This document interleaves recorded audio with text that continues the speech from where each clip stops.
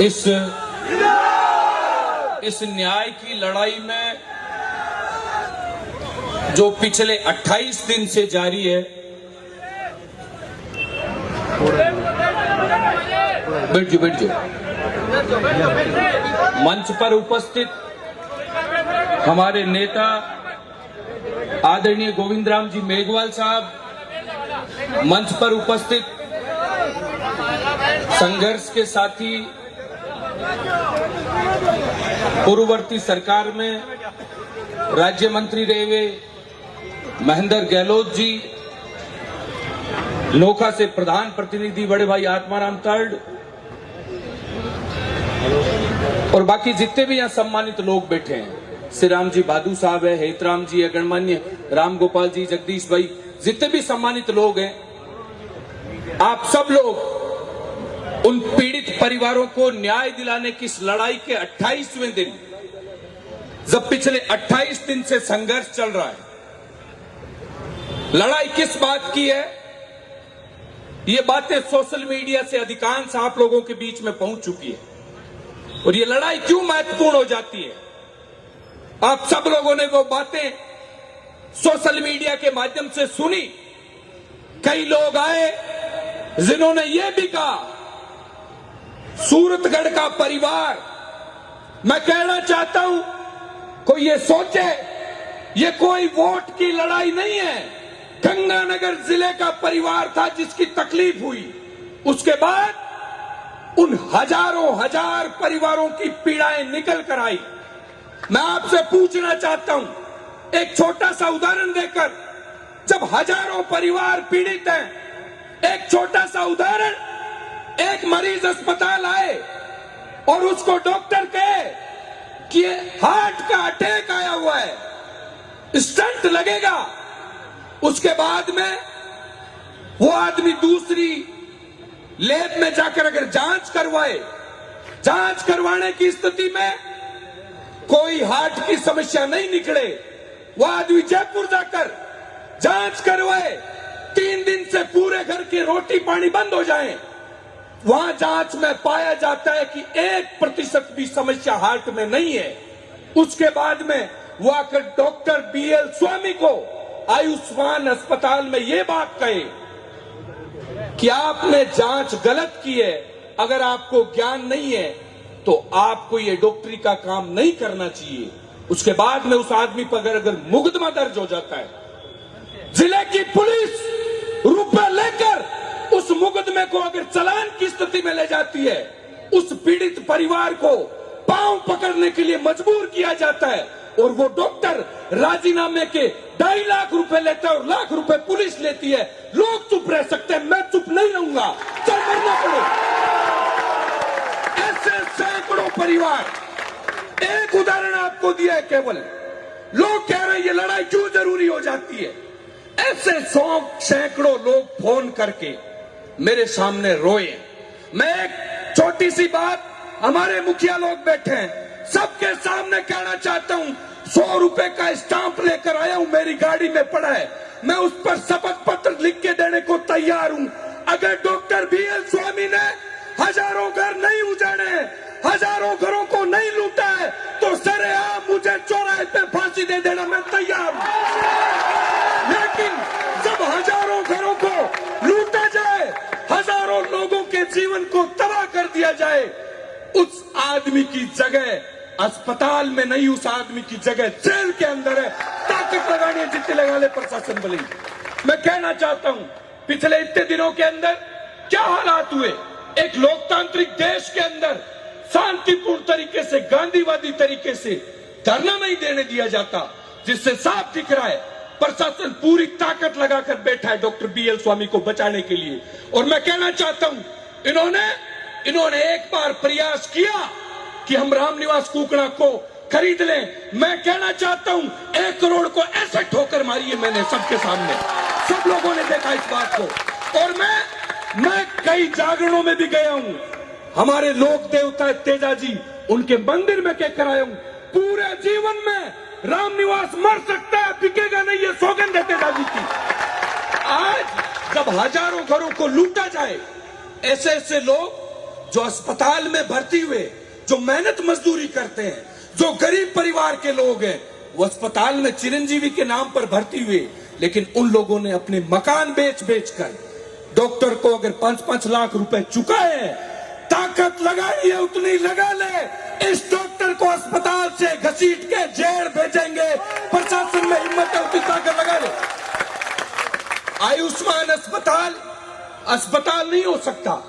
और ये लड़ाई क्यों महत्वपूर्ण हो जाती है? मैंने हर आम आदमी से एक निवेदन किया। आज बीकानेर जिले के अंदर आयुष्मान जैसे अस्पताल, जिसके अंदर गांव से आदमी बड़ी उम्मीद लेकर आता है, आने के बाद उस आदमी के खून का सैंपल लिया जाता है और उस सैंपल को अगर कचरे में फेंक कर सिर्फ कंप्यूटर पे झूठी रिपोर्ट तैयार की जाती है।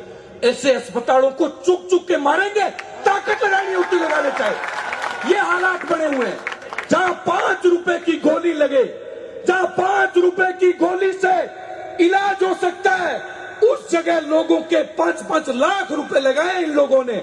इसलिए मैं कहना चाहता हूं, आप चाहते हैं आने वाले 10 वर्षों तक आपकी पीढ़ियों के लिए सुख हो। ये खुलेआम चल रही लूट जो पूरे जिले के अंदर चल रही है, उन निजी अस्पतालों में जो डॉक्टर BL स्वामी जैसी सोच के व्यक्ति है, उन तमाम अस्पतालों की उस लूट को रोकने के खिलाफ ये लड़ाई है। इसलिए मैं आप लोगों से निवेदन करना चाहता हूं, वो हजारों परिवार जो सामान्य स्थिति में अस्पताल आए, हमने कई पीड़ितों की भी बातें रखवाई, आप सब लोगों ने वो बातें सुनी। एक आदमी चलता फिरता अस्पताल में आता है, उसके बाद में 2 घंटे बाद अगर उस अस्पताल से उस आदमी की लाश जाए, उससे भयानक स्थितियां नहीं हो सकती। मैं आप सब लोगों से निवेदन करना चाहता हूं, हम लोगों को देश की आजादी की लड़ाई लड़ने का मौका नहीं मिला। एक बात कही जाती है, जुल्म करने वाले के बराबर दोषी जुल्म सहने वाला भी होता है। यह आप लोगों की नैतिक जिम्मेदारी है। भले ही हम लोग आजादी की लड़ाई नहीं लड़े, लेकिन मैं आप सबका धन्यवाद देता हूं कि आप अपने साधन लेकर हजारों की संख्या में पहुंचे। और जो प्रशासन ये समझ रहा था कि इस लड़ाई को केवल रामनिवास लड़ रहा है, या उस लड़ाई में आपने साबित कर दिया कि जिले के अंदर वो हजारों लोग जिंदा है जो इस लड़ाई को लड़ने के लिए कंधे से कंधा मिलाकर तैयार खड़े। इसलिए मैं प्रशासन से निवेदन करना चाहता हूं, सरकार से कहना चाहता हूं, सरकार की यह नैतिक जिम्मेदारी बनती है कि इस पूरे प्रकरणों की जांच कराएं। जो सैकड़ों पीड़ित अपनी पीड़ाएं लेकर हमारे तक आए, जिनकी जानकारी इतने दिनों में हमने एकत्रित की है, उन तमाम परिवारों को न्याय मिलना चाहिए। कोई परिवार मुआवजे की मांग नहीं कर रहा। परिवार केवल इतना चाह रहे हैं, जो हमारे साथ घटित हुआ, हमारे घर का आदमी हंसता खेलता अस्पताल में आया और हम उसकी लाश लेकर गए, लेकिन वो चाहते हैं कोई दूसरे घर के साथ ये घटना कम से कम घटित नहीं हो कि दूसरा आदमी किसी जवान व्यक्ति को कंधा दे। इसलिए ये लड़ाई चल रही है। इसलिए मैं आप लोगों से निवेदन करना चाहता हूं और जिले की कलेक्टर महोदया से मैं निवेदन करना चाहता हूं कि आप पूरे प्रकरणों की उच्च स्तरीय जांच कराइए। जो रिपोर्टें आप बता रहे हैं, वो रिपोर्टें बंद कमरे में बैठ के तैयार की गई रिपोर्टें हैं।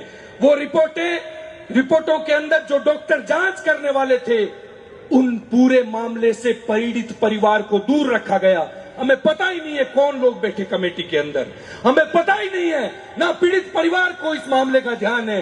डॉक्टर जो बैठे, उनके नाम डॉक्टर BL स्वामी तय करता है, तो ऐसी रिपोर्ट को हम फाड़ के फेंकते हैं। हमें ये रिपोर्ट स्वीकार नहीं है। पूरे प्रकरण की उच्च स्तरीय जब जांच होगी, तब दूध का दूध और पानी का पानी हो जाएगा।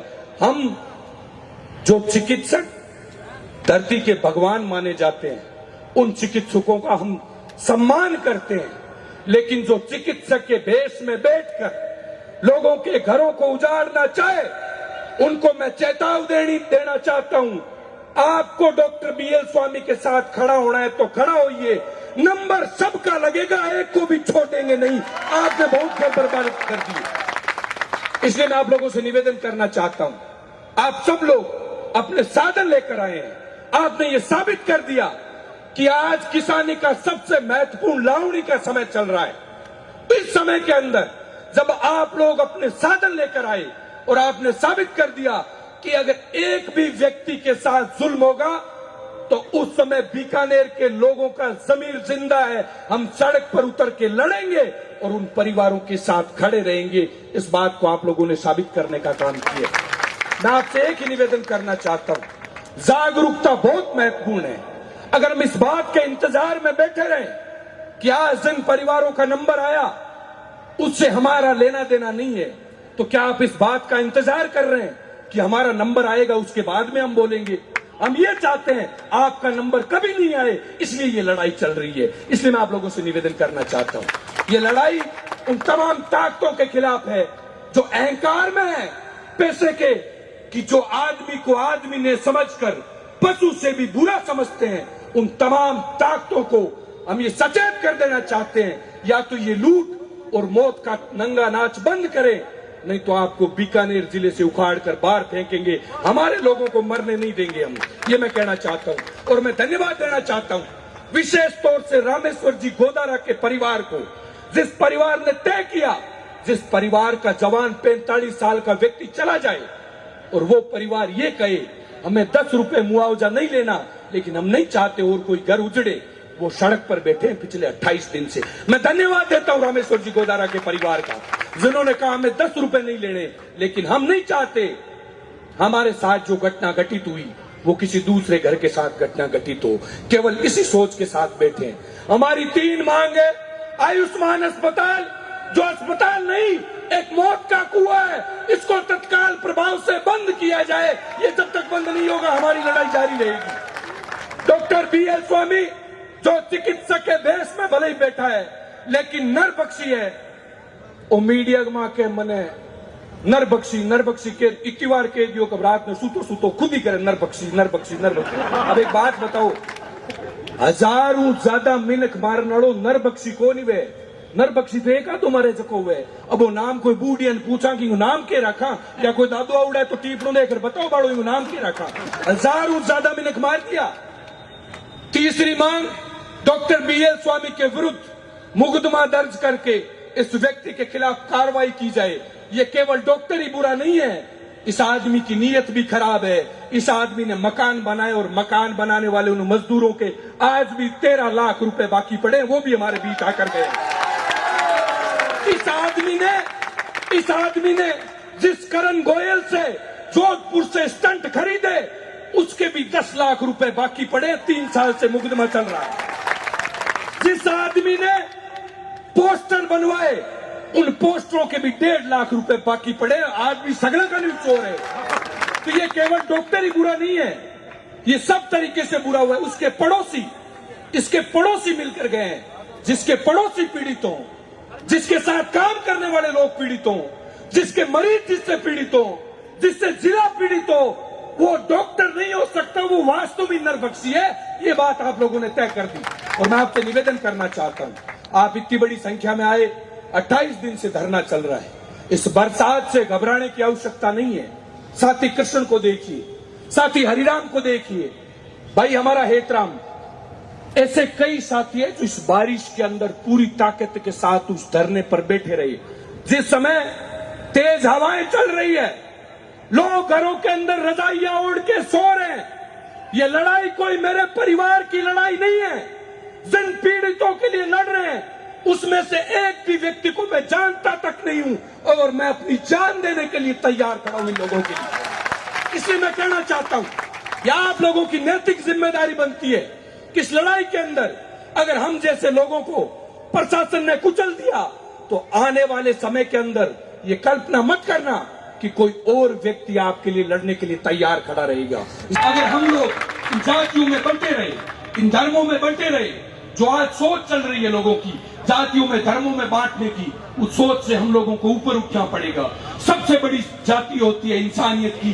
जहां इंसान के साथ गलत होगा हम ताकत के साथ लड़ेंगे। ये संकल्प मन के अंदर हम सब लोगों को रखना है। इसलिए आप सब लोग इतनी बड़ी संख्या में पधारे।